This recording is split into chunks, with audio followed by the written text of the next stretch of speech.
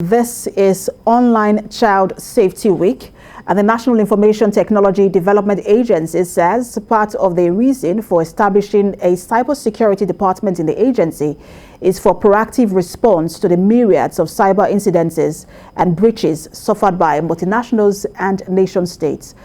These issues can always result to culminating monumental financial losses, reputation, with the attendant implications for business continuity. Now, through effective regulation and awareness campaigns, it standardizes the setting up of cybersecurity structures in private sector and trickling down to individual behavior in terms of what to avoid, partake of, and how to report and act when eventual incidents occur.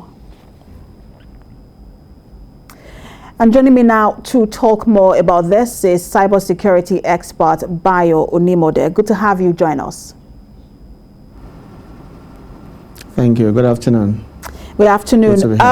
I think that attention has been drawn to this, especially for online child safety. If you take your mind back to the whole Facebook scandal, where a staff of Facebook did come out to say that some of the content and adverts put out by Facebook itself or allowed by Facebook is harmful for children. And it's not just Facebook. We've seen that across board, where children are now more exposed to digital technology. So tell us about how bad this is now, and the common trends when it comes to online safety for children. Okay, yeah, thank you very much. I think the first thing all of us need to be concerned about is the upbringing of our children, right? So in as much as it's good to expose our children to technology earlier in life, it's also very good too to be concerned about what they do while online. So it's good enough to want to buy an Android device or an iPhone or whatever it is, a device for that your 7-year-old child. But the other thing you need to be concerned about is what does that child do online. So you need to be concerned first about parental control. I mean, if you have a child of 7 or 8 years now, give him that your device, and within minutes, I mean, that child can even unlock the device. So because you're not even sure of the level of smartness of these children, the school they're teaching them a lot of stuff while in school. So we don't need to take responsibility first as parents to say, when my children are online, what do they do? You should be first concerned as parents, such that you look out for what they do while online. So set parental control for what your children have access to.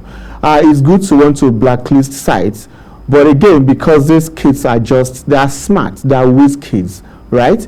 So you don't know the level of exposures they have had in terms of knowing the sites to visit. So that your best bet would be to whitelist sites on the device that they use.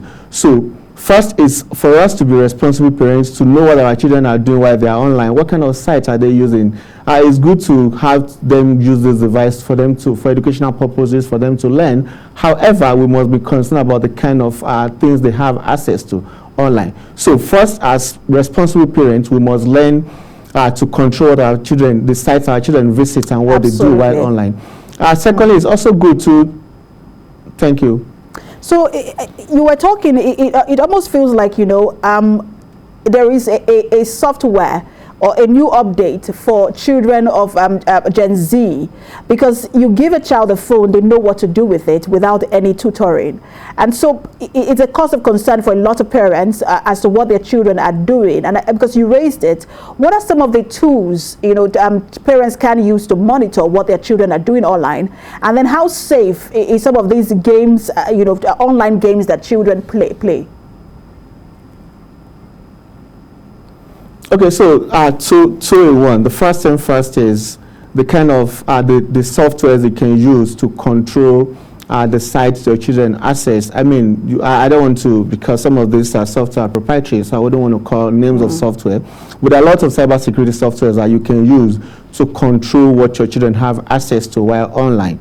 That's one. And secondly, you talked about gaming. Online gaming is good, quite all right.